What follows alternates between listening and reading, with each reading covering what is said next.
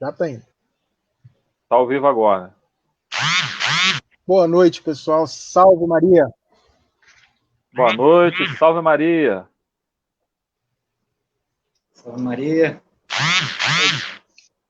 Estamos iniciando aqui nossa live, né, dos Marianos do Rio. Vou começar pedindo desculpas, um pequeno problema técnico não permitiu que a gente jogasse para o YouTube. Tá? Então, infelizmente, vamos ficar só aqui no Facebook, mas estaremos aqui no nosso bate-papo com o nosso convidado, nosso amigo Bruno Arena, congregado mariano lá de Santos. Né? Ele briga quando a gente fala que ele é de São Paulo, mas acho que ele congelou. A gente vai bater um papo aqui hoje sobre as tradições da congregação mariana. Salve Maria, Natália. Eu, Fábio Jacques, aqui da Federação do Rio, Emerson Freitas, lá também daqui, e o Bruno, lá da Coresp, né, da Federação de Santos. Santos é federação ou ainda tem congregações isoladas? Como é que está aí, Bruno? Nós aqui estamos em duas congregações na diocese e uma terceira em processo de fundação, então, por enquanto, nós somos, como se chamava antigamente, congregações isoladas, hoje se chama afiliadas, né? E vamos ver aí se no futuro tudo se encaminha para a fundação de uma federação. Aqui em Santos já houve uma federação, há bastante tempo atrás, teve mais de 15 congregações, só que foi fechando uma por uma, e agora a gente está nesse processo de resgatar. O interessante é que a congregação mais antiga, ela tem mais de 100 anos, que é a Congregação da Anunciação, da qual eu sou originário, né? E foi a primeira congregação de todas e a última a resistir aí, né? Eventualmente, eu acho que vai travar aqui a minha imagem, não se preocupe com as minhas caretas, acho que está funcionando aí, né? Tá sim. Então, eu faço parte dessa primeira e última congregação, e a partir dessa, então, fomos trabalhando aí, hoje estamos com duas já fundadas, né, a da Anunciação e a de Fátima, que é a mais nova, e estamos numa outra cidade aqui da Diocese fundando uma terceira. Bacana. 100 anos que você falou? Legal, legal. Foi Tem 100 fundada em anos, né? 1916. Tu não foi fundador, Bonito. não, né? Eu não estava lá, não. Sei lá, né? São 104 anos de congregação, uma das mais antigas do país, né? Verdade. Bacana. Legal. Bacana mesmo. Bom, quem não me conhece, sou o Fábio Jacques, aqui da Congregação Mariana Nossa Senhora de Fátima em São Marcos, Barra da Tijuca atualmente. Eu estou tentando me alinhar aqui, estou brigando com a câmera. Agora estou no meio. Sou atualmente presidente da Federação das Congregações aqui no Rio. Esse difícil desafio, né, de levar as congregações nessa pandemia, mas a gente vai se adaptando, vai tentando usar as ferramentas que a gente tem. Emerson, se apresenta aí, já falei teu nome, então. Então, boa noite a todos. Salve Maria.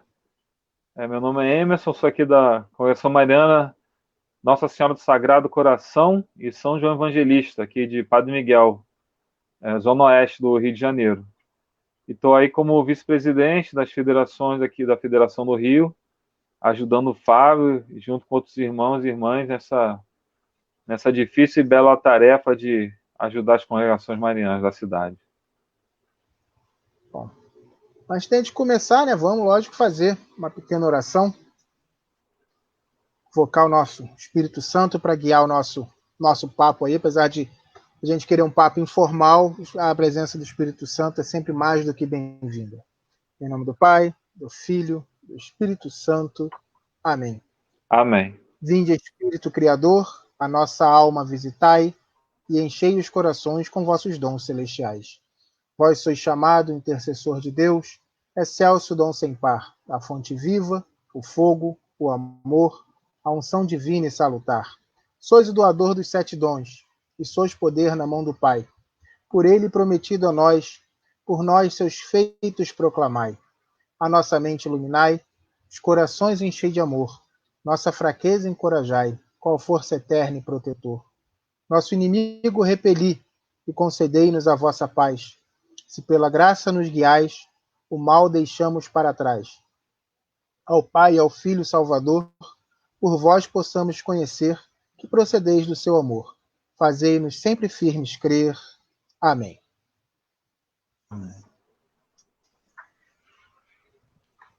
Bom, Bruno, salve Maria, Júlio, eu vi que entrou também Letícia, Rodrigo Reina. Natália. O pessoal tá entrando. Eu adoro a camisa da Letícia, quando aparece essa íconezinho dela, eu fico contente. Quando a gente assumiu, Bruno, aqui a Federação do Rio, né, na nossa posse a gente sempre falava do resgate, né, da tradição das congregações marianas. E uma coisa que me marcou muito ano passado teve o aniversário de 90 anos da congregação mariana que fica ali na Tijuca, que é na paróquia até dos Capuchinhos. E um frei capuchinho, bem jovem, fez uma homilia lindíssima, mas uma frase desse frei me marcou muito. Ele estava falando dos jesuítas, da questão da crise que os jesuítas viveram, e ele falou: em tempos de crise precisamos voltar ao começo. Eu acho que é exatamente o que está faltando na nossa congregação mariana, né? A gente voltar um pouco ao começo, voltar um pouco nas nossas raízes, voltar um pouco nas tradições da congregação mariana. E assim, a gente esbarra muito, a gente escuta muito, né? Aquela coisa, né? Tem que ser moderno, tem que ser isso, tem que ser aquilo, que não sei o que lá das quantas. E o que eu mais vejo hoje são assim, congregações que seguem suas tradições, que mantêm vivas as suas tradições. É claro que você não precisa fazer uma reunião com fogo de tocha e, né, livros em papiro, né? Mas assim, a essência da tradição, o cerne da tradição, é preciso ser mantido. Uma vez, eu até converso muito com o Emerson, eu vejo a Ordem do Carmelo Descalço, né, tradição, as monjas principalmente, eu vejo crescer cada vez mais. Eu conheço meninas que querem entrar para o Carmelo e não tem vaga, e elas são muito fiéis à tradição. E a gente acaba escutando que a congregação mariana não pode viver a tradição que tem que viver nos tempos modernos. E vocês aí em Santos, eu sei que estão tentando, né, estão nessa luta aí junto com a gente de reviver as tradições. Então, como é que é esse desafio aí? Como é que vocês estão enfrentando esse desafio de viver a tradição da congregação mariana em pleno século XXI? Olha, a gente faz parte de uma associação que tem mais de 450 anos de história. E essa ideia de retornar às raízes, ela não é uma ideia nova. Isso daí já se fala dentro da congregação há muito tempo, tá? Um dos últimos revivals aí de se falar sobre retorno à tradição, antes dessa fase que nós estamos vivendo, foi no início do século XX. Então, ao mesmo tempo em que a congregação ela viveu o seu auge no número de membros, o quão cedo se percebeu a necessidade de apegar-se às raízes, à essência da associação, já começou, então, a estudar a respeito dessa essência. Então, a gente encontra, no início do século XX, aquilo que há de mais substancioso na modernidade da congregação mariana, nesses últimos anos da congregação mariana, a gente encontra de mais substancioso para se retornar a uma origem. Você tem uma ideia? A questão de se falar sobre retornar à origem na congregação, ela deu origem a um livro que até então não tinha a versão em português dele, e nós fizemos um trabalho na nossa congregação. A gente tem uma seção de tradutores. Então a gente pegou a obra, que ela é escrita tem ela em inglês, em francês, não tinha uma versão em português, a gente traduziu. O nome que a gente deu para essa obra é a verdadeira fonte do espírito da congregação mariana. E ela é uma obra do início do século XX. Então, foi um padre jesuíta que escreveu, né, e ele se preocupou muito com a questão do que seria um retorno à origem na congregação mariana. Porque ao mesmo tempo em que a gente, vendo a história, a gente viu um boom de membros, um boom de agregações à prima primária na época, no início do século XX, havia uma preocupação de que, por se tornar uma associação muito volumosa, se perderia o foco daquilo que deve ser uma congregação mariana. Então, essa obra ela foi toda voltada em desvendar a origem do espírito da congregação mariana, né? Então, quando a gente está hoje, século XXI, pensando em retornar às origens da congregação mariana, a gente tem que olhar para o início dela e encontrar a essência, a raiz da congregação mariana. E isso, de fato, se perdeu com o passar dos anos. No século XX, desde o seu início até meados do século XX, a gente viu algumas pessoas tateando o que seria essa origem da congregação mariana, a sua essência, mas, infelizmente, a gente viu que, da mesma forma que a congregação cresceu, ela cresceu até certo ponto de uma forma bem ordenada, depois ela começou a decair, né, em quantidade de membros, e também na qualidade de formação dos seus membros, no desenvolvimento dos apostolados. Então, a gente viu um decaimento nisso, mas a gente ficou aí com umas obras testemunhais dessa tentativa de resgate. Então, aqui no Brasil, a gente tem estudiosos, a gente tem principalmente aí uma figura do Rio de Janeiro, que é o Antônio Maia, que ele sempre procurou estruturar a congregação dentro daquilo que é a sua essência. Ele foi um pesquisador, uma pessoa que doou sua vida em relatar sobre a congregação mariana. Então, muitas das coisas no idioma português que a gente encontra é obra de Antônio Maia hoje. Também foi muito responsável, na época, a Confederação Nacional, por meio das suas publicações, por meio da Estrela do Mar. Então, a gente tem um arcabouço formativo muito bom. Tem muitos sacerdotes, se a gente for citar aqui os jesuítas, Padre Paulo Souza, Padre Pancrácio Dutra, a gente tem aí também os nossos, né? Mas, muitas vezes, é necessário ir fora também, buscar o que outros produziram a respeito. E a gente tem uma resposta muito simples quando a gente fala em retornar à tradição da congregação mariana. A gente vai retornar à espiritualidade original da congregação mariana. Vendo que a congregação surgiu no seio da Companhia de Jesus, a gente só pode concluir, e todos os estudiosos só puderam concluir, que a congregação ela só vai encontrar a sua essência quando ela reencontrar a sua espiritualidade, que é a espiritualidade inaciana. Então, dentro dessa busca pela restauração da tradição da congregação, o foco essencial é a sua espiritualidade. A espiritualidade, eu costumo dizer que é como se fossem as DLLs do sistema do congregado mariano. Ela é a fonte de todo o apostolado do congregado. Então, quando a gente compreende a espiritualidade e aprende o seu rudimento, a gente consegue ser congregado. Antes disso, sem aprender a espiritualidade inaciana e o que ela tem a somar para um congregado mariano, a gente não pode dizer que está completo enquanto congregação mariana. Muito bom. Quando falou em DLL aí, o Emerson rapidamente concordou. Cara da área, ó. Ele é de TI, ó. Já vi que ele entende. Você já viu que deve ser de TI também, né? Esse povo nerd aí é a base de tudo.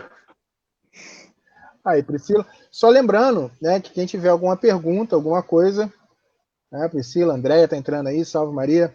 Quem tiver alguma pergunta, pode mandar aí nos comentários, né, que o nosso operador, nosso operador, Rafael, vai providenciar que ela chegue até a gente. Faz aí tua pergunta, Anderson, manda aí. Então, Bruno, eu e o Fábio, a gente tem conversado muito sobre isso, né? E essa dedução, assim, também vem de tempo, e outras pessoas também sentem esse desejo de retornar à origem, né? Mas, assim, como evitar também o risco do tradicionalismo? As pessoas, às vezes, acham que um retorno às fontes é um retorno a uma estética passada, a uma maneira de viver antiga, que, como o Fábio até lembrou, não é o caso, né? Como é que a gente pode evitar esse perigo aí? A partir do momento em que a gente compreende em que pode colaborar a questão da espiritualidade inaciana dentro do funcionamento da congregação, e assim, a gente vai aprender isso olhando na história. Então, é muito importante, se você quer saber qual é o verdadeiro espírito do congregado mariano, você vai voltar e olhar a história da Companhia de Jesus e a espiritualidade inaciana. E em que momento foi criada a congregação, para que ela servia, né? E para que ela serve? A gente precisa primeiro entender o motivo dela existir. Porque senão a gente fala, eu sou membro da congregação mariana, mas por que existe uma congregação mariana? Então a gente tem que voltar na origem. Por isso, não é simplesmente não é um resgate da estética, simplesmente, mas eu acredito que o assunto é mais um resgate de essência. Então, hoje, por exemplo, nós estamos comemorando São José de Anchieta, né, que é um grande santo congregado mariano. Se você pegar a própria história de Anchieta, você vai entender o que é um congregado mariano. Está intrínseco à essência da espiritualidade nanciana uma capacidade de adaptação e de resiliência. Todo jesuíta que era enviado para um campo de missão, ele tinha como uma de suas tarefas de noviciado ir catequizar uma aldeia rebelde, uma aldeia selvagem. Então, ele tinha que aprender novos modos, novas abordagens, para levar a mensagem do evangelho, para catequizar aquele povo. Então, se isso para nós não é um sinal de necessidade de adaptação e resiliência para o desenvolvimento do apostolado, a gente ainda não entendeu o que é a congregação. Então, assim, quando a gente fala voltar à tradição, pois bem, a gente pode se prender muito à questão do aparato estético, e isso, inclusive, dentro dessa obra que foi traduzida, o verdadeiro espírito da a verdadeira fonte do espírito da congregação mariana, a gente vai ver que em um determinado ponto se debate isso, a questão estética, porque o livro ele é europeu e ele foi escrito num período pós-guerra. Então, o povo na Europa estava muito machucado com a questão estética que evocasse o militarismo, e a congregação sempre evocou isso, porque a gente é chamado de sodalício, nós somos membros de fileiras, nós usamos símbolos externos que evocam uma hierarquia, a gente, em muitos lugares, se usa estrelas na fita para mostrar em que posição hierárquica a pessoa se encontra, temos larguras de fitas, isso era uma prática no mundo, né? Tinha diferenças, por exemplo, em um país se usava um cordão, em outro se usava fita, né? Mas você tinha esse caráter estético bastante militar, tanto no uso de palavras quanto de símbolos, a bandeira, o estandarte, a própria espiritualidade naciana evoca muito o militarismo quando fala sobre os dois generais, quando fala sobre a parábola das duas bandeiras. Então, evoca-se muito o militarismo, e o padre autor, eu vou trazer o nome dele já, tá? Esse padre autor, ele fala assim, gente, será que essa estética militarista não está prejudicando a maneira como a congregação está sendo vista aqui na Europa? Porque depois de 2 guerras, as pessoas têm nojo de termos militares, elas não querem saber de estar alistadas em fileiras. Então, lá naquela época, já se debatia essa questão da estética. E o próprio padre, eu vou acessar aqui, que eu preciso ver o nome aqui, porque eu vou falar dele um monte de vezes aqui, porque é uma das obras-chave aqui para a compreensão. Não dá para a gente voltar à essência e colocar no mesmo grau de importância a questão acidental, a questão estética. Então, em determinado momento, a gente vai ter que entender que a questão essencial é mais importante do que a questão estética. E lá na Europa se debatia isso na primeira metade do século. Então, a gente tem que compreender que, às vezes, a gente não pode sacrificar a essência em detrimento da questão acidental, a questão estética. Muitas vezes, a gente tem que abrir mão de algumas coisas estéticas. Né? Se a gente for ver a própria abordagem da Companhia de Jesus, a gente vai ver que, em muitos momentos, por exemplo, na catequese na China, os sacerdotes jesuítas, eles usavam roupas de sacerdotes shintoístas, porque assim eles conseguiam mostrar toda a essência, embora se adaptando acidentalmente à aparência daquela cultura. Então, às vezes, a gente tem que se adaptar. Eu vejo que o debate ainda gira muito em torno da questão estética na congregação mariana. Se eu estou de paletó, ou se eu tenho estrelas na fita, ou se eu canto o hino novo ou o hino antigo. Isso é uma coisa que nós prezamos muito. Nós acreditamos que tudo na história da congregação, aqui no Brasil e no mundo, são tesouros. São tesouros que a gente não joga fora, né? O bom congregado hoje é aquele que se assemelha a um pai de família, que sabe tirar da sua sacola coisas antigas e novas. E a gente não pode abrir mão das coisas antigas e também não pode parar no tempo, na estética, não pode parar no tempo simplesmente, porque senão a gente vai ficar para trás. E aí isso inclui o uso de tecnologias, a linguagem que a gente utiliza e uma outra coisa que depois a gente tem que entrar, porque resgatar tradição é também isso, a maneira como a congregação se posiciona enquanto ente eclesiástico, ente eclesial, né? Quer dizer, nós estamos na igreja. Como a congregação hoje se posiciona na igreja, então, como é o ente eclesial, congregação mariana na igreja hoje, como ela é vista, né? E como ela desenvolve o seu apostolado. Olha, muito boa essa resposta, hein? Sensacional. Ó, trouxe aqui o nome do padre. Legal mesmo. Deixa eu falar o nome do padre aqui, porque senão, a verdadeira fonte do espírito da congregação mariana. O nome do padre é o seguinte: Padre Hugo Carl Eric Hanner, da Companhia de Jesus. Aí você fala, olha, nossa, que interessante, Hanner, né? Tem um teólogo chamado Karl Hanner, que é um teólogo bem à esquerda, né? É progressista. Pois é, o padre Hugo Hanner é irmão do teólogo Karl Hanner, mas ele é um padre bastante, que trabalha bastante a questão do resgate. Ele, ao contrário de ser progressista, ele é bastante conservador da tradição da igreja, e ele se debruçou muito sobre as questões da congregação mariana. Então, esse livro aqui, eu acho que é o pontapé inicial para o resgate. Muito bom. Tem uma pergunta obrigado. Tem uma pergunta aí do Rodrigo. Essa eu acho até difícil, né? O Paulo Dias, que foi presidente 2 mandatos atrás, ele chegou a fazer um projeto de um congresso internacional mariano aqui. Infelizmente, o projeto ficou pelo caminho. Quem sabe um dia a gente retome. Mas tem alguma ideia aí, Bruno? Olha, a gente sofreu um baque a nível mundial a partir do momento em que a Federação Mundial ela se converteu em comunidade de vida cristã. Então, a gente perdeu ali a referência a nível mundial. O que não significa que a congregação deixou de existir em todo mundo e ficou só no Brasil, né? A gente está fazendo um trabalho primeiro, um trabalho de networking, que é um trabalho muito difícil, porque acabou se dispersando as congregações. A gente perdeu a comunicação a nível mundial.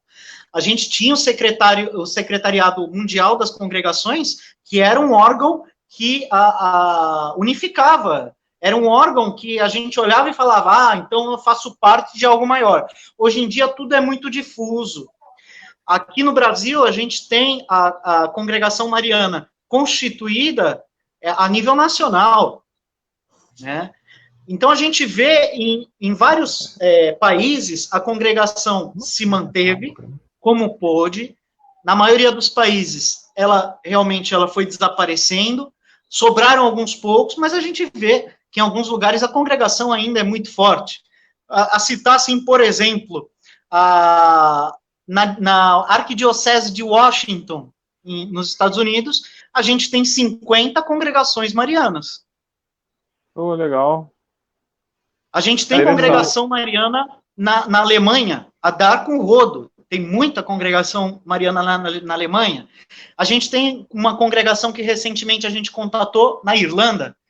Eles estão também buscando uma fórmula.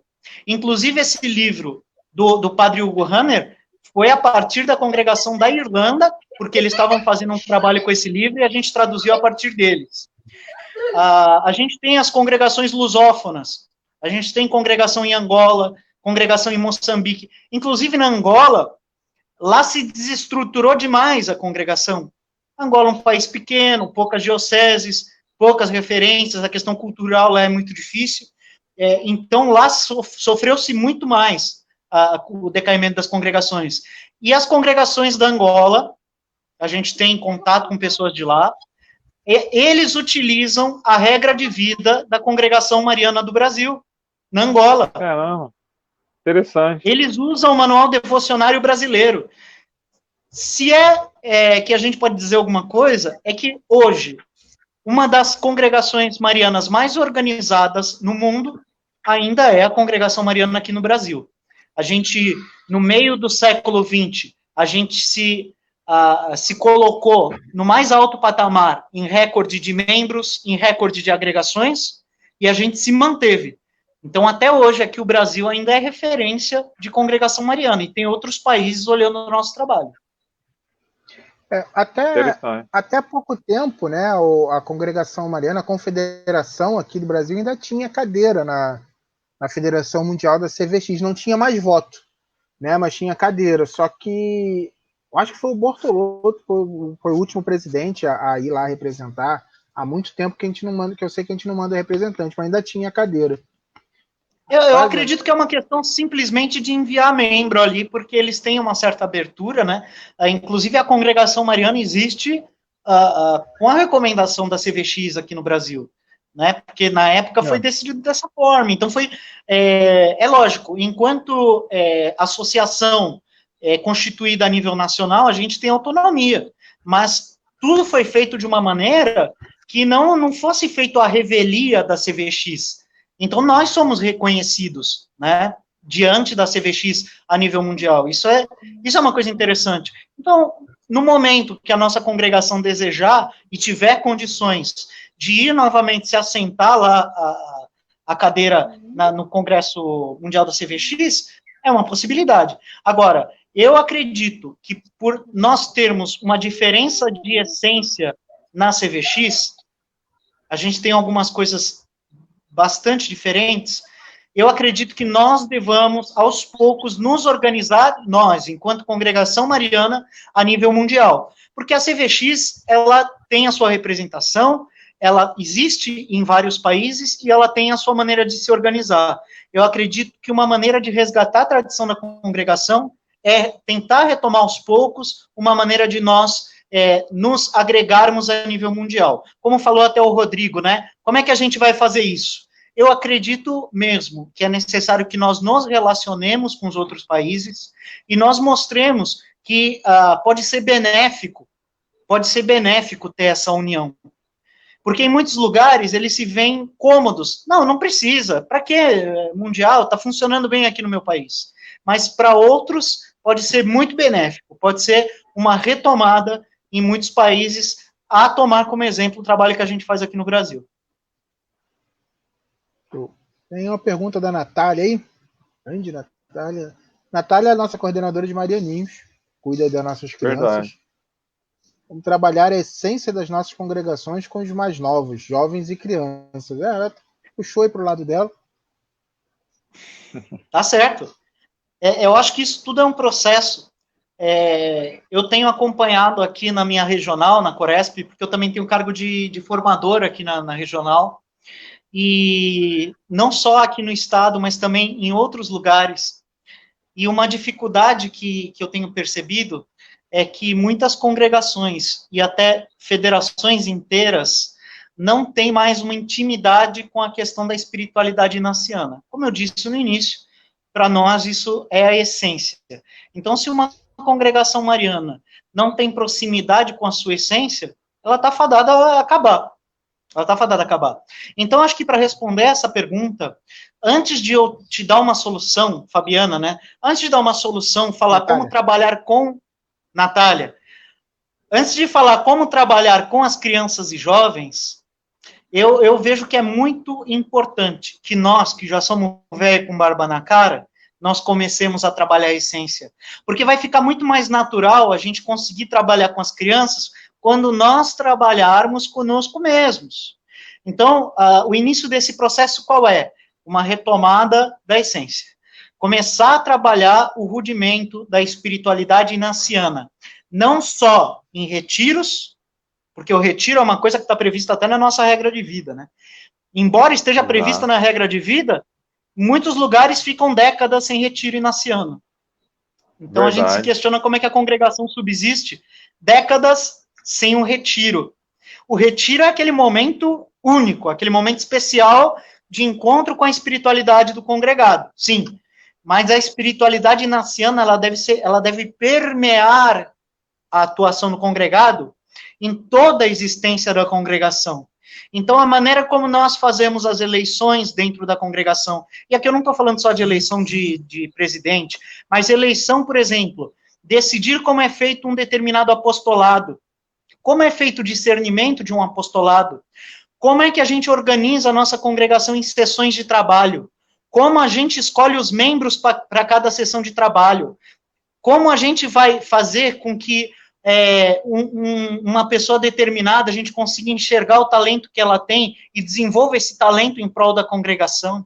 Como a gente vai direcionar as pessoas na vida apostólica, porque a congregação, ela é uma sementeira de vida apostólica. Todo congregado tem que ter uma vida apostólica pujante, senão ele não serve para ser congregado. Então, como é que a gente, enquanto diretoria, enquanto dirigentes, como que a gente vai direcionar um congregado para fazer aquilo em que ele vai se desempenhar melhor? A resposta disso tudo está dentro da espiritualidade inaciana. Então, se a gente não tem domínio dessa ferramenta, que é a ferramenta que vai fazer com que a gente consiga discernir, fazer as eleições, ter uma vida espiritual viva, pujante, uma vida interior pujante a partir daquilo que nos oferece a espiritualidade inaciana, e isso vai se refletir na nossa vida apostólica. E enquanto a gente não vê isso, eu acho que aí já não é mais uma discussão de essência, falar sobre como trabalhar com os jovens e as crianças a essência.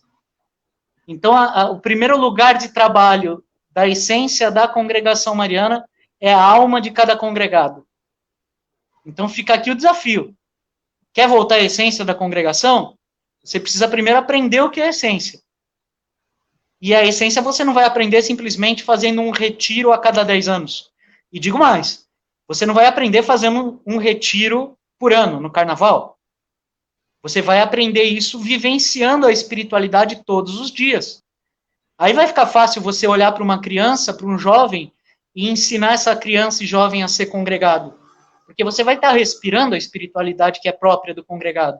E isso permeia todos os âmbitos da existência do congregado. De modo que, quando eu, enquanto congregado, falo, eu devo falar de uma forma inaciana. Vocês estão entendendo a profundidade de transformação que deve acontecer para que haja uma restauração? Eu devo agir como congregado, mas para agir como congregado, eu devo aprender qual é a essência de um congregado e vivenciá-la dia a dia. Respondi sua pergunta? Ou deixei mais dúvidas na sua cabeça? Aqui no Rio... Tenho certeza que ela gostou. Márcio Blois falando que teve uma oportunidade de participar de um encontro como vice-assistente da CVX. Né? Aí ele participou do Conselho Mundial da CVX. Ô Bruno, mas assim, depois seria legal assim, de maneira prática. Dar uma ideia assim, um exemplo, de maneira mais prática, no dia a dia da congregação, como viver esse espírito, que as pessoas assimilam, elas relacionam muito espiritualidade nesse ano ao retiro. Então, quando eu comecei na congregação, tinha até um certo... Muitos viam até de maneira negativa, né? Falavam assim, retiro naciano é aquele retiro que fala nada. As pessoas não conseguiam nem passar a essência do que a grandeza do que é um retiro naciano. Então, mais ainda difícil no dia a dia, nas reuniões ordinárias. Tem algumas dicas assim para a gente, como é que a gente pode trabalhar um pouquinho a espiritualidade no cotidiano dos encontros? Tem sim. Olha, eu desde que começou essa pandemia, a gente tem feito formações lá no Jornal Alvorada, então, de um modo mais esmiuçado, a gente tem bastante conteúdo lá, mas eu vou tentar dar uma dica aqui rápida, né? Como, então, retomar isso? Em primeiro lugar, a gente tem um cenário muito heterogêneo dentro das congregações. A gente tem, por exemplo, a Federação do Rio de Janeiro, que manteve, em alguns lugares, o contato com a Companhia de Jesus, tá? Manteve algum contato com a CVX por causa desse contato com a Companhia de Jesus.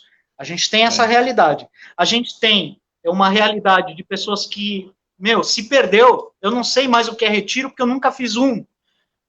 Eu recebi contatos de pessoas de uma federação, não vou falar de onde é, que falou assim, eu nunca fiz retiro. E o cara é dirigente da congregação, dirigente da federação, e ele fala, nós nunca fizemos retiro aqui. Então, a gente encontra um cenário muito heterogêneo. O que eu posso falar, assim, para se começar? Primeiro, eu preciso ter um primeiro contato com essa espiritualidade. Então, talvez seja um pouco trabalhoso agora, mas pelo menos os dirigentes, eles deveriam buscar fazer um retiro inaciano. Tá? Eu não vou falar, faça um retiro inaciano completo de 30 dias, que é o inteiro, né? 30 dias. Não é isso. Mas busquem, pelo menos, ir para alguma federação que promova um retiro verdadeiramente inaciano, para aprender como ele funciona. Pelo menos na teoria, uma pessoa que fez o retiro inaciano mais completo, ela é capaz também de replicar isso e de orientar o retiro. Pelo menos na teoria. Né? É certo que tem muita gente que não teria o traquejo para isso. Mas, em teoria, uma pessoa que fez o retiro, ela é capaz de orientar o retiro. Isso na ausência de um sacerdote capacitado, tá? Mas como nós trabalhamos com isso, como a espiritualidade inaciana é uma ferramenta básica nossa, fazer o retiro é o mínimo que um dirigente tem que fazer para, se ele voltar à essência. Então, essa é a minha primeira dica. Você vá para uma federação que já trabalhe com isso, que tenha um retiro inaciano bem estruturado. E aqui eu estou falando retiro inaciano, não adianta você ir procurar um retiro diferente. O retiro da renovação carismática, eu fui e gostei muito. Eu fui num retiro tal. Não, tem que ser um retiro inaciano, a gente está falando da espiritualidade inaciana. Então, vai fazer um retiro num lugar reconhecidamente que faz esse tipo de trabalho. Se não tiver uma federação, a gente tem Itaici. Itaici é o lugar por excelência, porque é a casa da Companhia de Jesus. Vá fazer lá um retiro e volte para sua federação. Aí você vai voltar pelo menos sabendo o que se faz no exercício espiritual. A partir disso, você vai aprender como é que você vai trabalhar isso de forma cotidiana. Você tem formatos de trabalho do exercício espiritual de forma cotidiana. Você tem, por exemplo, o exercício da vida cotidiana, que consiste em uma meditação diária de um trecho por dia, de uma meditação bíblica ou etc. Né? Isso é uma maneira de você trabalhar isso. Outra maneira é de você pegar o que são as adições e as regras dos exercícios espirituais e aplicar isso. O que você aplicaria somente num retiro, você fala assim, não, isso é importante para a vida, eu vou aplicar isso na minha vida. Então, se a gente pegar as regras dos exercícios espirituais, se a gente viver isso só no retiro, a gente está jogando um tesouro fora. Então é isso, pega o exercício espiritual, depois que você fez um retiro, e aprende as regras. Do que eu estou falando? Regras? Regras são alguns adendos de Santo Inácio que ficam no meio dos exercícios espirituais. Eu posso citar para vocês algumas dessas regras, são conjuntos de regras. Então você tem regras para fazer o discernimento das diversas moções da alma. Isso é muito importante, porque as decisões que você toma são baseadas nas moções da alma. Você tem que saber se é o demônio ou se é Deus que está te sugerindo aquilo. Então, essa é uma regra imprescindível. Ele vai emendar em mais adições de regras para fazer um melhor discernimento dos espíritos. Isso daí é coisa imprescindível. São regras imprescindíveis.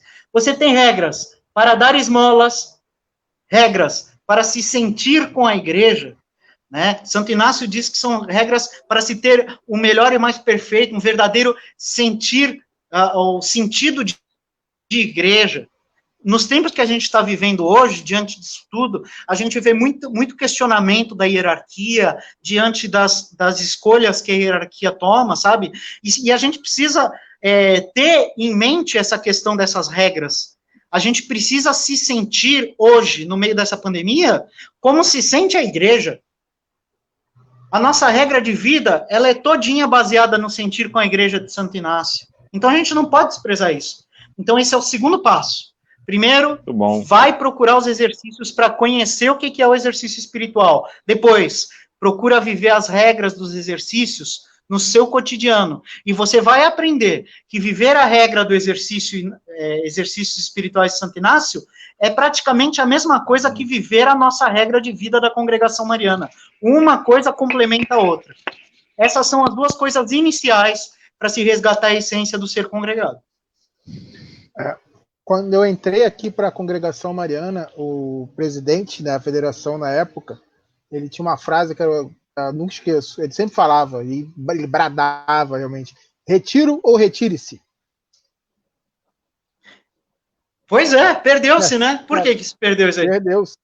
Perdeu-se. Tinha uma pergunta do Júlio aí. Podemos preservar a tradição para que não percamos a essência da nossa espiritualidade naciana. Mas como trabalhar isso pensando no futuro e na renovação, que é o olhar para a juventude mariana e os marianinhos? Mais ou menos a mesma coisa que a Natália perguntou agora há pouco, né? É lógico, se a gente sabe o que é espiritualidade inaciana, a gente vai, com a própria espiritualidade inaciana, você vai fazer o discernimento de como trabalhar isso com jovens e como trabalhar com as crianças. Vocês entendem? Então, assim, onde está a resposta sobre como trabalhar com jovens e crianças? Na própria espiritualidade. É ela que vai te ajudar a discernir o melhor caminho para você trabalhar a espiritualidade com jovens e crianças. O importante, gente, é o seguinte: nós somos congregados marianos. Quando a gente está falando de tradição, a gente tem que entender o seguinte: a gente tem um tempo precioso para trabalhar nas congregações marianas. Tem congregação que se reúne uma vez por mês. Se vocês perderem o tempo... muito nessa tecla.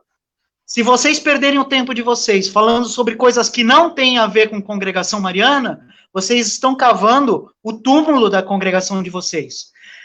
E se me permite um adendo, falando em tradição das congregações marianas, é da tradição das congregações marianas reunir-se semanalmente. Eu sou obrigado a falar isso. Semanalmente. Muitas congregações se perdeu isso. Se reúnem mensalmente, quinzenalmente. Se a gente for pegar as regras, as antigas regras comuns da congregação mariana, eles falavam que a congregação deve se reunir semanalmente, apenas em casos excepcionais, quinzenalmente, mas nunca mensalmente. Não existe isso. Nem em território de missão as reuniões eram mensais antigamente. Você tem a comunidade da sua paróquia, da sua comunidade, não tem como você querer que a congregação cresça se vocês se reúnem uma vez por mês durante 2 horas. Entende? Então isso faz parte do processo. O tempo é precioso. Não gastem o tempo da congregação tratando de assuntos diversos. Aprendam nas reuniões o que é ser congregado e como fazer o apostolado em consonância com aquilo que é a nossa espiritualidade. Isso é o mais importante. O resto, deixa para depois. E o mesmo eu digo com relação às crianças e jovens. A gente usa muitos recursos com crianças e com jovens. Vamos colorir um desenho, vamos fazer uma dinâmica. Mas se você não gastar esse tempo com o jovem e com a criança, ensinando a ela, desde pequenininha, como é a espiritualidade do congregado mariano, você está perdendo seu tempo.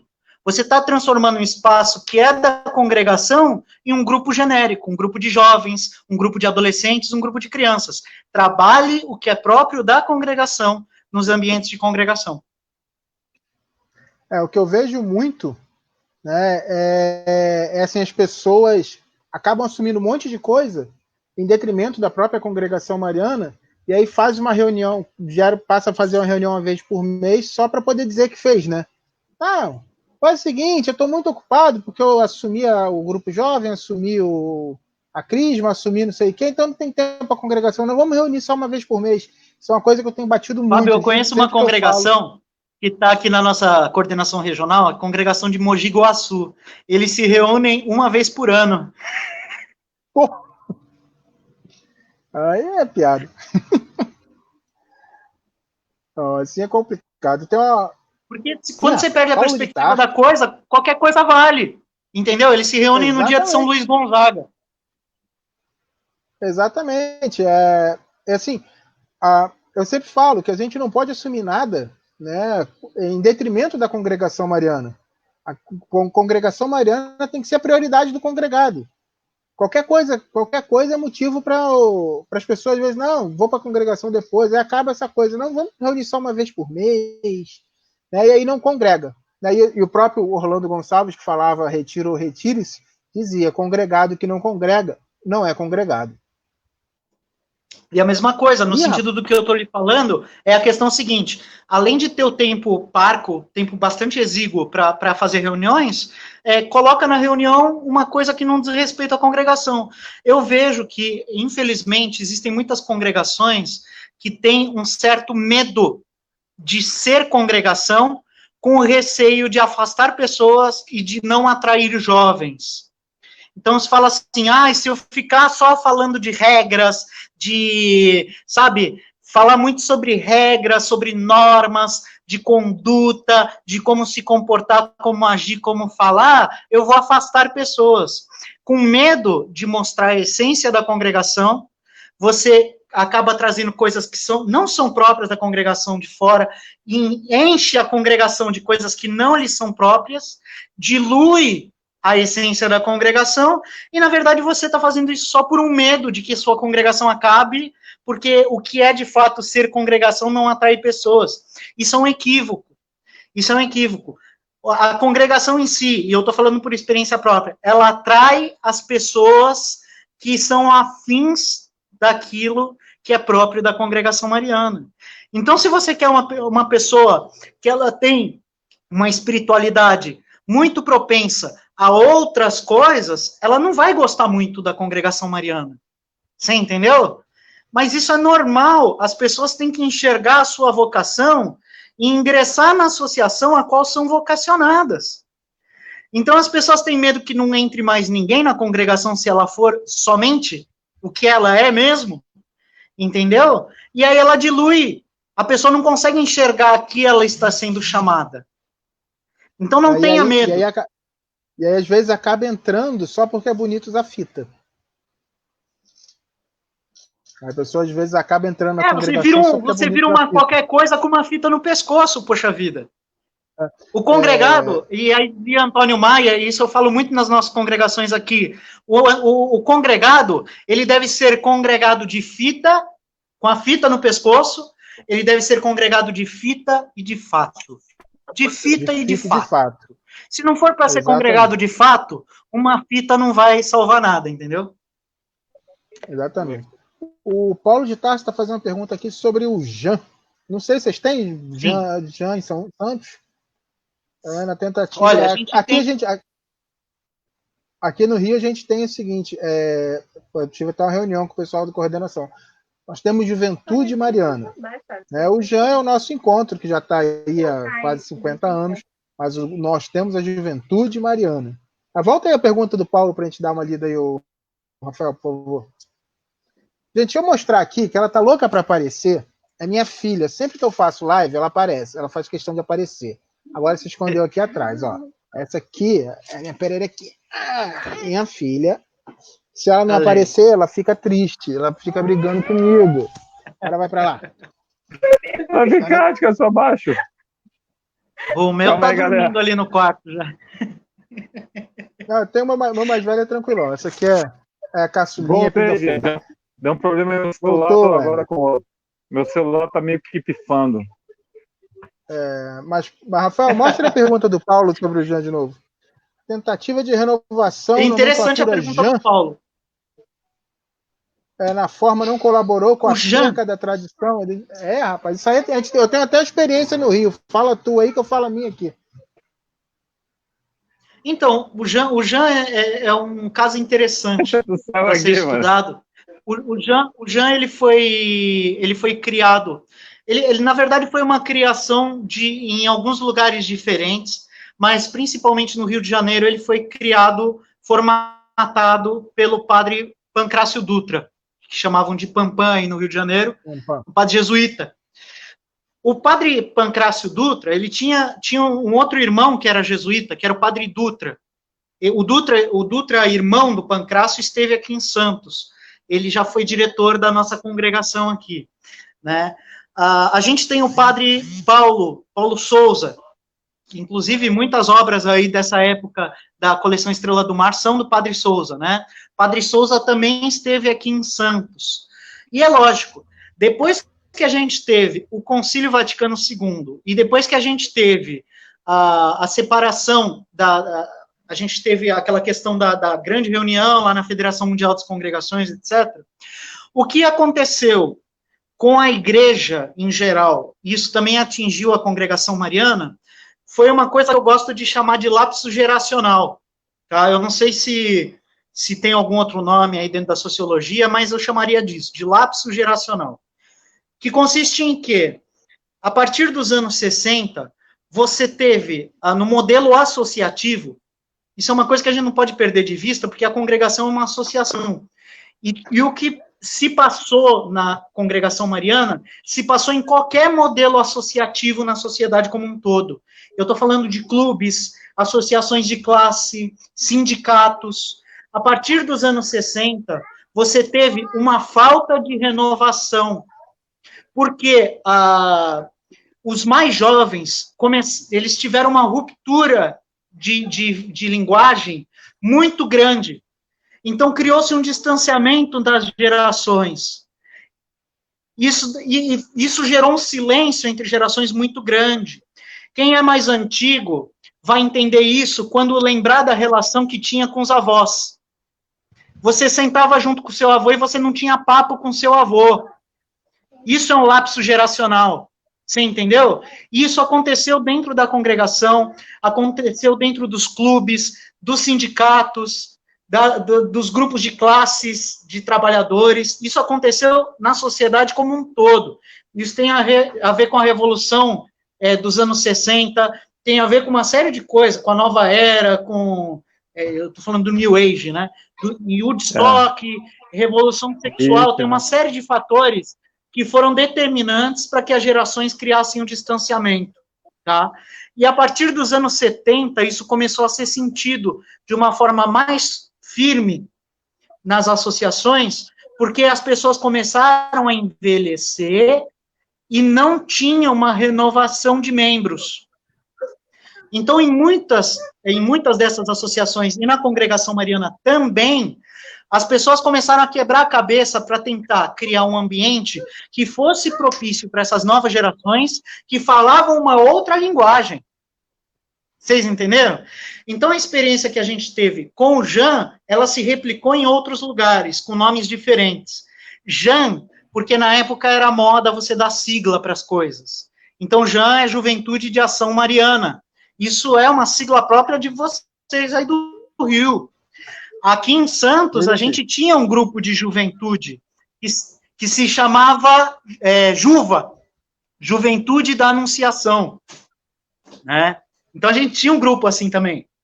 E o que a gente percebeu é justamente que essa emenda, muitas vezes, ela saiu pior do que o soneto. Porque esses jovens, ao terem um ambiente à parte criado para tratar de assuntos entre eles mesmos, eles perderam o contato com as gerações anteriores, que seriam capazes de ensinar o que é a essência do ser congregado, a prática da congregação, os costumes da congregação.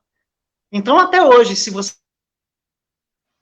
passando por esse processo, em que você tem um grupo de jovens, e os jovens não têm contato com aqueles senhores de 75, 80 anos. Eles estão perdendo o suprassumo do ser congregado, por causa dessa dificuldade, desse lapso geracional. Então, o Jean, ele foi criado por pessoas de uma outra geração, para tentar atender uma necessidade que era urgente naquela época, e que ela se mostra realmente urgente ainda hoje. Nós precisamos desfazer esse lapso geracional, nós precisamos reintegrar as gerações, né? Então, assim, talvez hoje, se a gente olhar o modelo de Jean, o modelo de Juventude de Ação Mariana, talvez ele esteja um pouco desatualizado. Talvez ele esteja um pouco desatualizado. Eu não estou falando que ele é obsoleto, mas em muitas realidades ele já não cabe. Porque a gente está vivendo numa geração, e aí também me perdoem os sociólogos aí, mas a gente pode chamar de pós-modernidade, e aí cada estudioso vai chamar de um jeito, Bauman vai chamar de líquida, né? A gente está vivendo uma liquidez da sociedade, e ao mesmo tempo a gente está vivendo um fenômeno de jovens que perceberam que deixaram uma coisa importante para trás, e agora eles estão tentando trilhar um caminho de volta, para ver onde que ficou no caminho essa essência. Então, hoje, eu vejo que já não teria mais um grande problema em fazer com que congregados antigos e novos compartilhassem de um mesmo ambiente.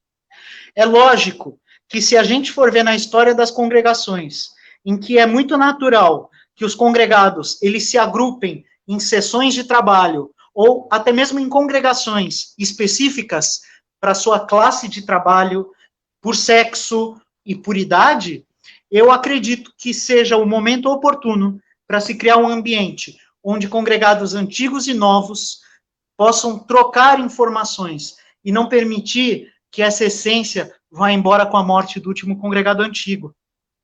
Então, assim, é uma resposta complexa.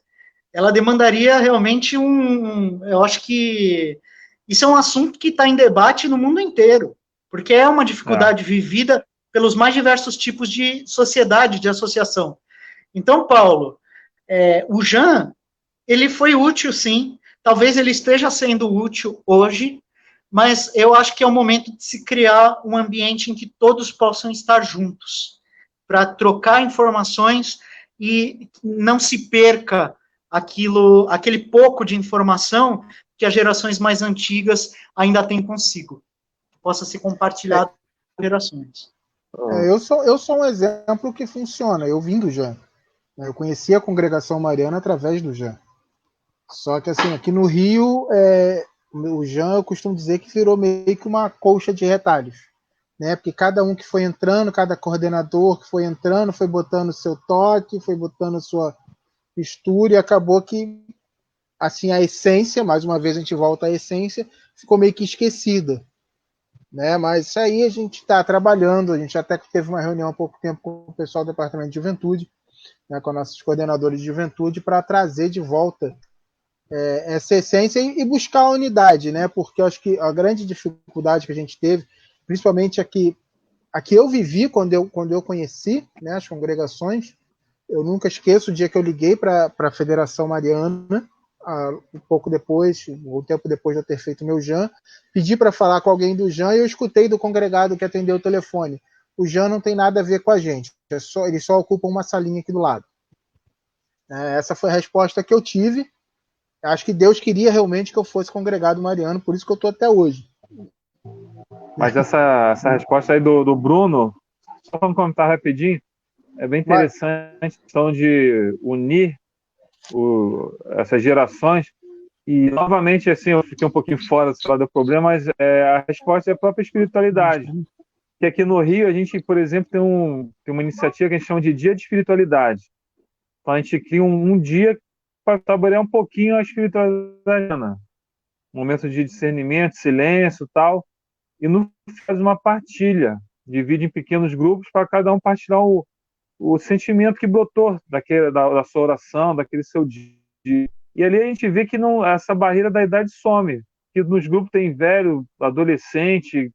Às vezes eu levei minha filha de 16 anos e todo mundo partilha. Então, quer dizer, se a essência, a espiritualidade for novamente retomada, até essa questão da geracional é mais fácil de ser suplantada. É a liga, né? É lógico que eu vejo da seguinte forma: esse processo ele exige um pouco de resiliência de ambas as partes, porque ao mesmo tempo em que os mais antigos eles têm realmente conteúdo, história para fornecer para os mais novos, eles têm um pouquinho também que se adaptar a determinadas situações atuais. Tá? Eles têm que buscar tentar entender a questão da psicologia das gerações mais novas. Então, é fato que entre os mais antigos, se você pegar aquela geração das antigas, que hoje está com 75, 80 anos, eles ainda pegaram uma época em que havia muito prolixismo dentro das congregações. Era de uma época de muito discurso, de muito elogio.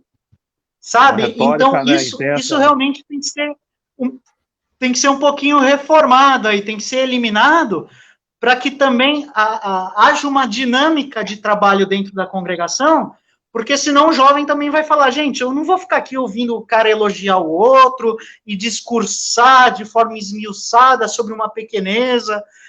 A gente tem que retomar também com os antigos, falar assim, gente, vocês lembram que lá antigamente não tinha tanto discurso assim, né? Era mais trabalho, então tem que trabalhar para a gente se adaptar, cedendo um pouco também os mais antigos, é um trabalho mais difícil, o cara vai falar, eu sou assim, vai ser meio Gabriela, né? Eu nasci assim, eu cresci assim, eu sou mesmo assim, eu quero o meu à parte, não é? Eu quero o meu à parte na reunião e eu vou falar durante 15 minutos aqui, discursar a respeito daquilo que me, né, que é do meu interesse, daquilo que me cabe. Mas talvez, então, essa questão de adaptar o antigo ser resiliente, tentar ser um pouquinho menos prolixo e um pouquinho mais objetivamente, sim. E o jovem também, se ele está buscando formar-se, informar-se, ele deve ser paciente e exigir paciência na sociedade como ela se encontra é difícil. Hoje em dia, a pessoa, se ela está assistindo essa live e ela não encontra o timing que ela espera no discurso meu ou do Fábio, ela vai para outra live. Você entendeu? Esse é o nível de sociedade que nós vivemos. Então, para você tirar uma pessoa da casa dela e levar para dentro de uma congregação, para ela estar 1, 2 horas por semana ouvindo lá uma pessoa, rezando ali durante 10 ou 15 minutos, então já é um grande milagre isso. Então é um trabalho de CD, o antigo CD tentar ser um pouco mais dinâmico, e o mais jovem também tentar entender que para ele aprender a ser o que ele deve ser enquanto congregado, ele precisa ser paciente, ele precisa sentar e escutar durante muito tempo. Essa via de mão dupla. Mas me diz uma coisa. Ih, rapaz, tem alguma outra aqui. Vamos lá. A tradição que tem alguma relação com o rito latino na forma extraordinária. Grande André Antônio. Olha que interessante, né? A Congregação Mariana, ela é a associação de fiéis leigos mais antiga da igreja. Ela é a mais antiga, né? No seu formato, assim, enquanto associação de fiéis leigos, é a mais antiga. Ela não é uma ordem terceira. Ordem terceira é um pouquinho mais antiga. Irmandade é outra coisa. Mas como a associação é a mais antiga da igreja. Ô, Bruno, ela é mais antiga então, que ela existe ou existiram anteriores a ela que não existem mais? Não existia, porque antes você tinha um conceito de ordem terceira, que é diferente de associação pública de fiéis leigos, como a gente tem constituída hoje, tem uma regra própria, que é a nossa regra de vida. Os terceiros, você tinha as constituições e as regras que eram seguidas a partir da ordem primeira, era só feita uma pequena adaptação. Nós não, temos uma regra própria, temos uma autonomia, tanto que a gente existe sem a companhia de Jesus, né? Exato. A gente existe. Um terceiro carmelita não vai existir se não houver a ordem primeira dos carmelitas, né? Então a gente é constituído de uma forma diversa. E é a mais antiga de todas. Então o que acontece? É mais antigo. Para aqueles que...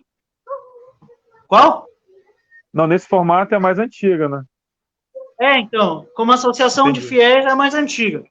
Então, o que acontece? O que é muito comum de acontecer? Aquelas pessoas que têm um apreço pelas coisas tradicionais da igreja, então, por exemplo, eu tenho um apreço pela forma extraordinária do rito romano, tá? Vamos supor. E eu estou falando isso porque não é incomum.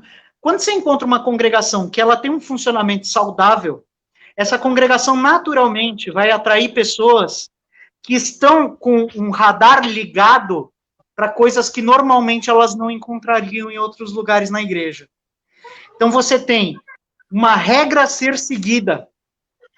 Você tem uma regra a ser seguida. Você tem as associações, que têm as suas constituições, tem as suas regras próprias, né? Mas a maioria dos grupos da igreja não tem regras. Quando o cara ele está querendo entrar num caminho, ele fala assim, eu preciso seguir algo, eu entendo que eu preciso de uma regra para seguir um caminho de santificação. E eu falei essa semana com um congregado aí, que está nos assistindo, e ele falou assim, para muitas pessoas, a única tábua de salvação, a única via de salvação é a congregação mariana. Muitas pessoas se perderiam se não fosse a congregação com seu formato, com as suas regras.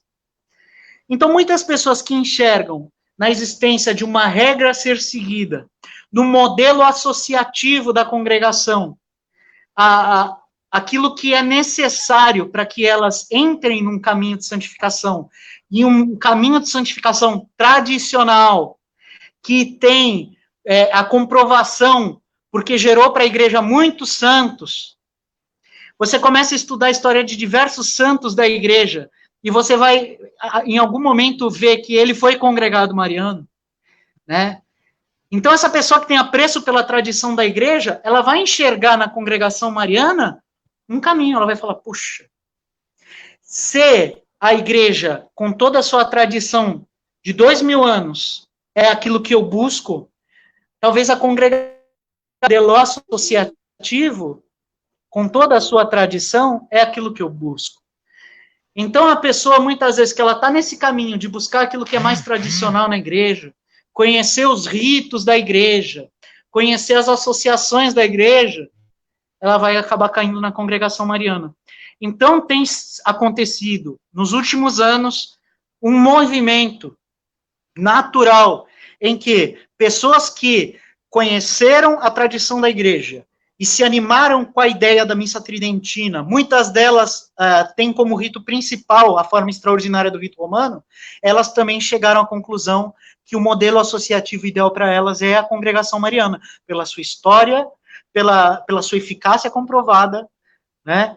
Então, em alguns lugares, você vê que existe uma relação muito estreita entre a forma extraordinária do rito romano e a congregação mariana. Algumas congregações que têm como um dos seus apostolados até o desenvolvimento da forma extraordinária do rito romano. Uma coisa... A congregação de Manaus, né? A congregação de Manaus, a nossa congregação de Fátima aqui em Santos.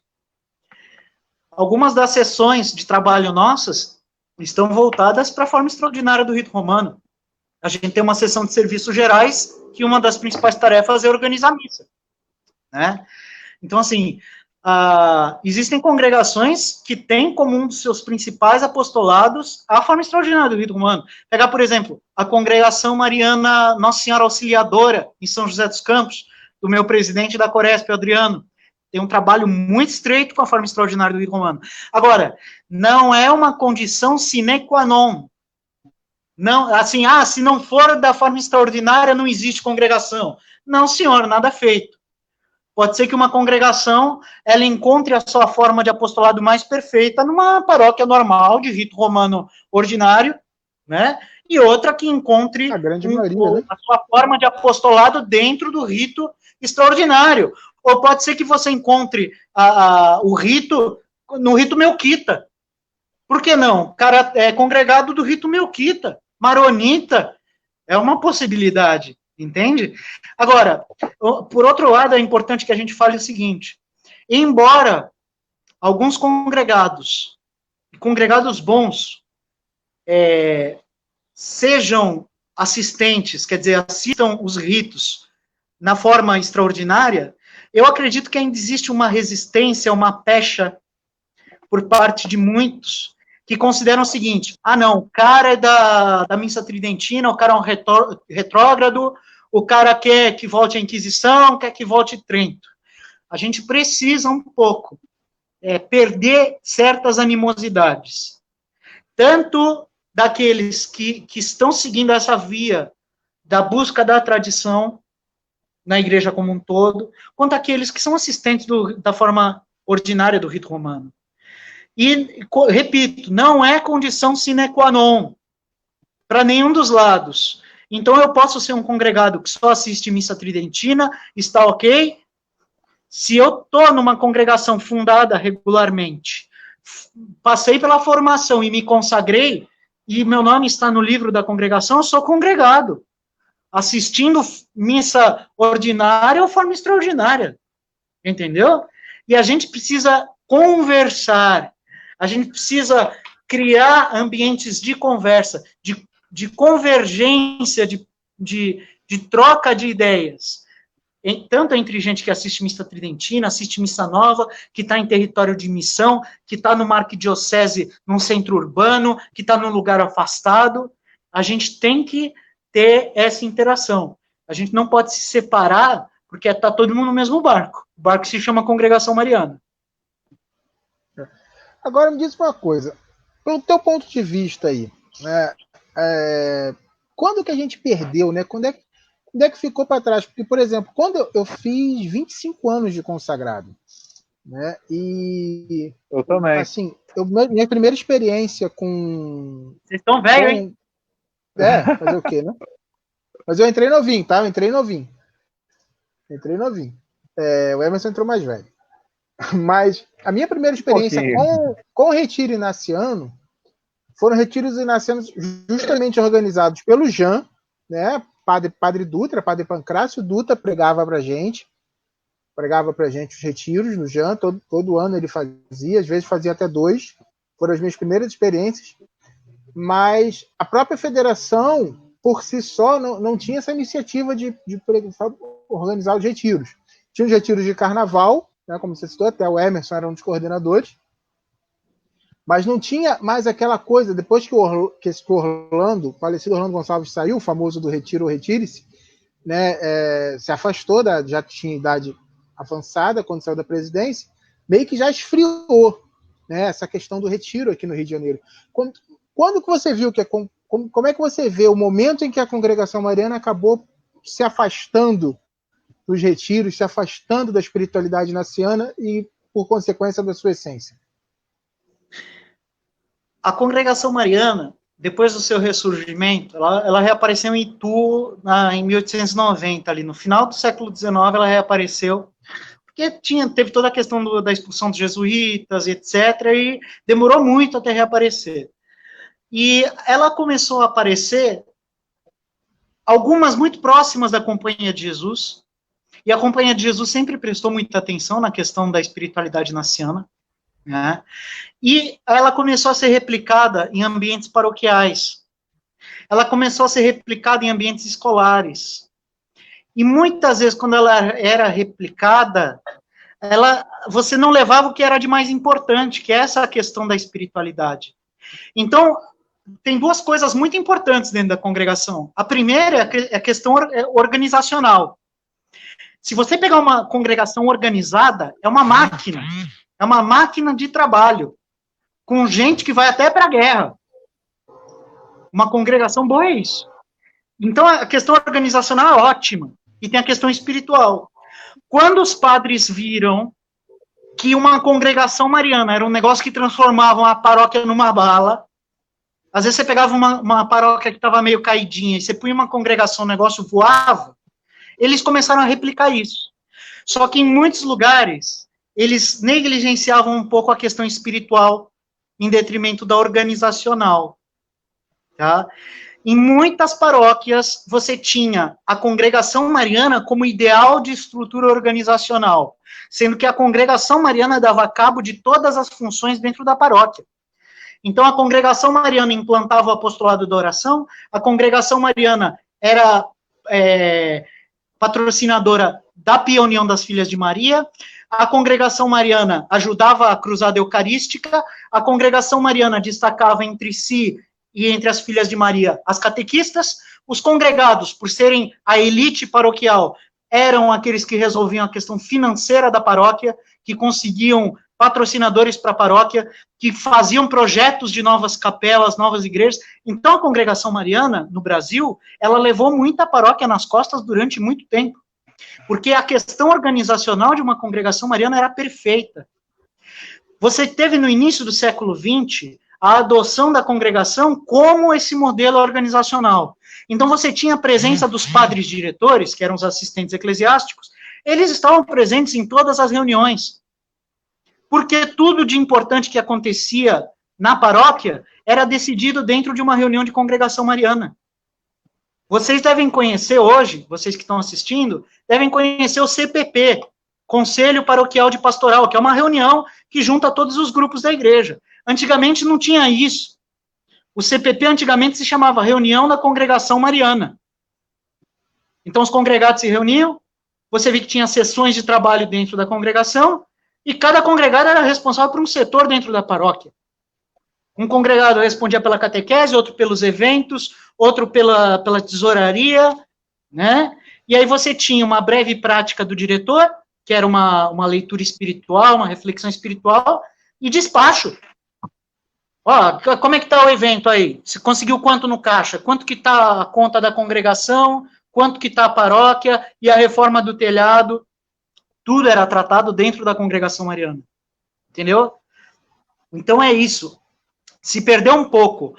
Quando deram mais importância para a questão organizacional, pela capacidade de estruturação de uma congregação mariana, em detrimento de sua espiritualidade.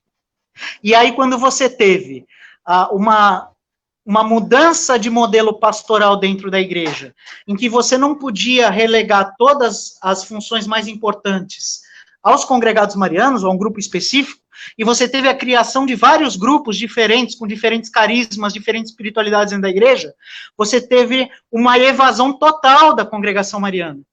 Então, pra você ter uma ideia, antigamente o congregado era quem visitava o doente, certo? Quem que visita o doente hoje? Pastoral da saúde. Antigamente as congregações, as senhoras das congregações cuidavam do roupeiro, que dava os enxovais para crianças carentes. Hoje em dia você tem o roupeiro à parte. As senhoras da congregação cuidavam dos eventos. Hoje em dia você tem a pastoral da promoção social. Então, quer dizer, em dado momento falaram assim, não vai ficar tudo na mão da congregação. Vai distribuir entre as pastorais. E aí, como a congregação já tinha se esvaziado da sua essência, que é a essência espiritual, tiraram a questão organizacional da congregação, acabou a congregação em muito lugar. Entendeu? Um buraco. Ficou vazio, né? Só para a gente encerrar, Bruno, já são 10 horas.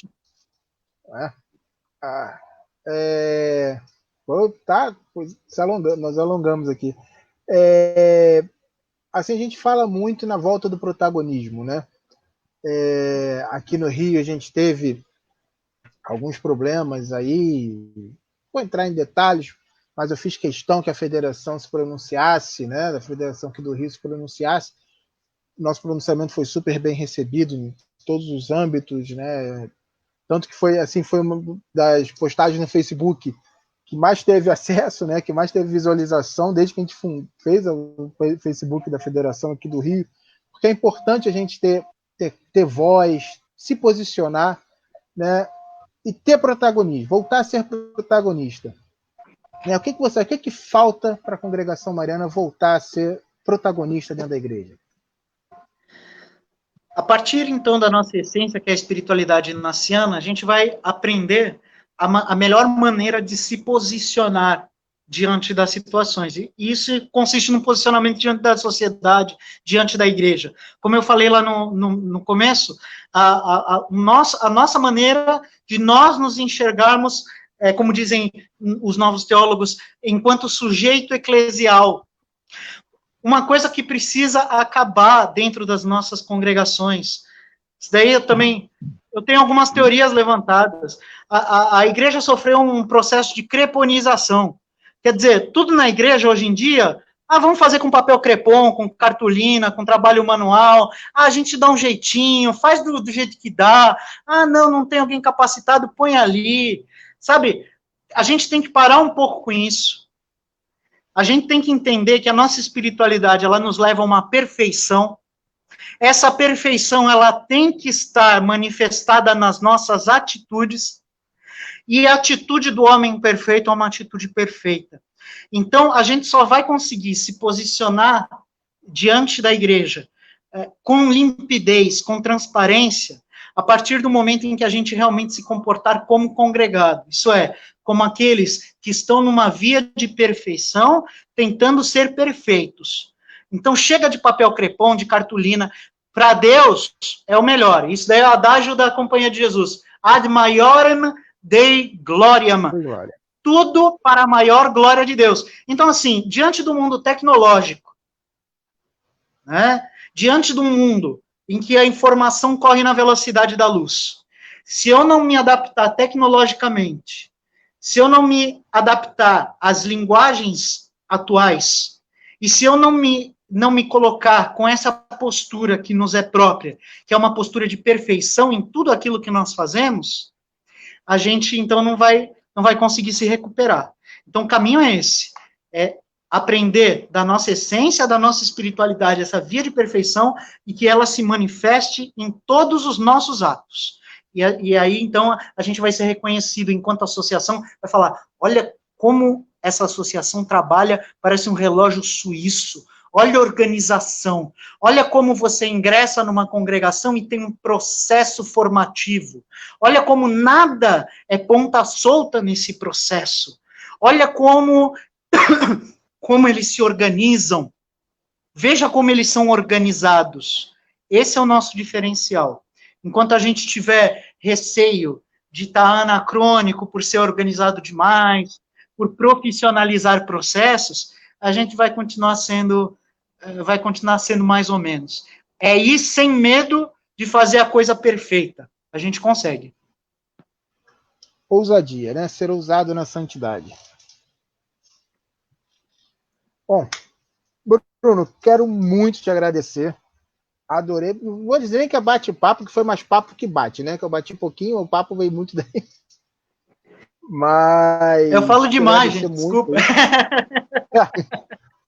Não, normalmente sou eu que falo muito, então é bom ter alguém para me substituir de vez em quando. Para fazer meu papel. Espero que tiver aqui no Rio, acabar essa pandemia aí, vem para te mostrar o que é pizza de verdade, que São Paulo não sabe o que é pizza. Só não vai me pôr ketchup aí, senão isso já é heresia e eu sou descendente de italiano, hein? Não, pode ficar tranquilo, não.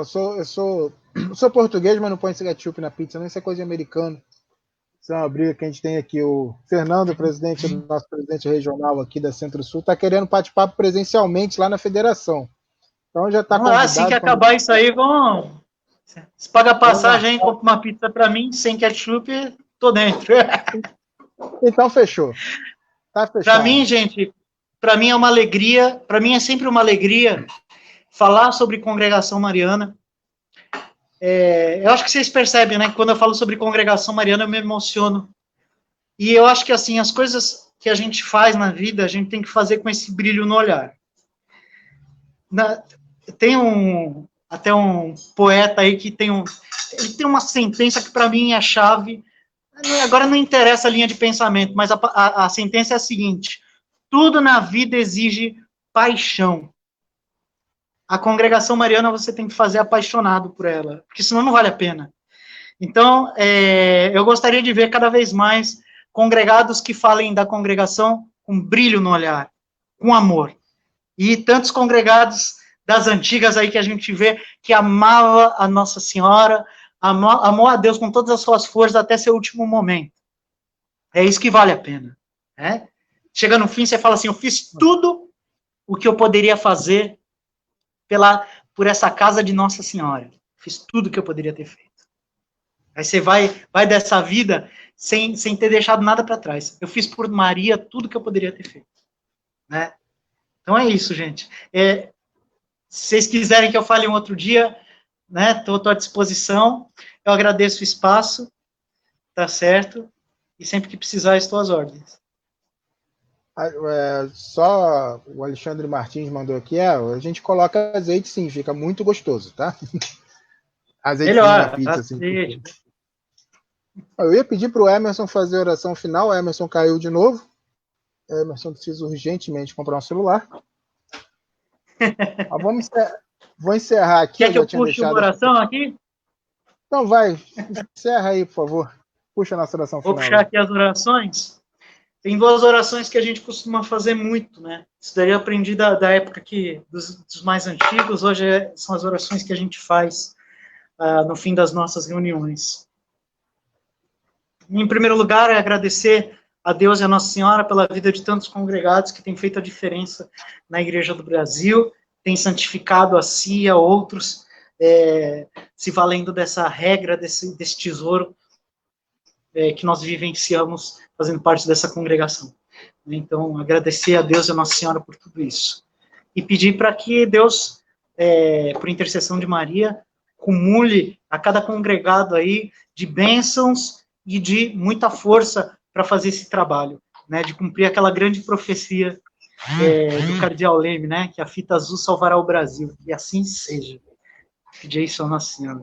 Ave Maria, cheia de graça, o Senhor é convosco, bendita sois vós entre as mulheres, e bendito é o fruto do vosso ventre, Jesus. Santa Maria, Mãe de Deus, rogai por nós, pecadores, agora e na hora de nossa morte. Amém. Lembrai-vos, ó Piíssima Virgem Maria, que nunca se ouviu dizer que algum daqueles que tenham recorrido à vossa proteção, implorado a vossa assistência e reclamado o vosso socorro, fosse por vós desamparado.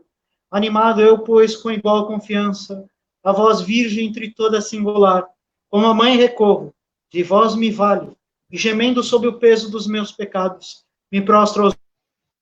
Não desprezeis as minhas súplicas, ó Mãe do Filho de Deus humanado, mas dignai-vos de as ouvir propício e de me alcançar o que vos rogo. Amém. Lembrai-vos, Mãe amorosíssima, desta congregação, que instituístes como cidade de refúgio, para salvaguardar da corrupção geral os descendentes não degenerados daqueles que vos amaram e serviram tanto. Fazei que as vossas congregações se multipliquem nesta terra que é vossa, neste Brasil, que nossos antepassados vos consagraram. Não permitais que o demônio lance a desunião entre os que estão unidos no vosso amor, que prometeram vos servir e de quem sois mãe. Perdoai-nos, por último, Mãe piedosíssima, a nossa tibieza, a nossa frouxidão e negligência no vosso serviço. Alcançai-nos de vosso divino Filho o perdão dos nossos pecados. Dai-nos o vosso amor e abençoai-nos. Em nome do Pai, e do Filho, e do Espírito Santo. Amém. Amém. Amém. Pô, Tudo eu caí mais aí de feliz. novo. Queria me despedir aí. Vocês já se despediram? Não, se despede aí. Então, boa noite aí. Foi um prazer conhecer você, Bruno. Foi um bate-papo sensacional. Acho que eu e Fábio há muito desejavam uma conversa assim com outros congregados, né? Que a gente se sente às vezes até meio isolado, assim, né? Claro, tem ótimos congregados no Rio, mas é bom conhecer pessoas novas, né? Que comungam assim do que a gente pensa, né? Em termos principalmente de espiritualidade. A gente já teve umas iniciativas aqui no Rio, depois a gente pode conversar melhor sobre Tem isso. que usar essas possibilidades, aquela quanta tecnologia à disposição. Exatamente, vamos aprofundar isso, assim, foi muito bom. Tenho certeza que quem teve presente aproveitou bastante. Então, brigadão aí, parabéns e vamos em frente aí, Salve Maria. E agradecer também ao Márcio Massano, meu fiel escudeiro aqui da minha congregação. Agradecer ao Rafael no backstage. Rafael. Sensacional. Natália, comprei o passe dele, pode deixar que ele agora é nosso. Agora é seleção.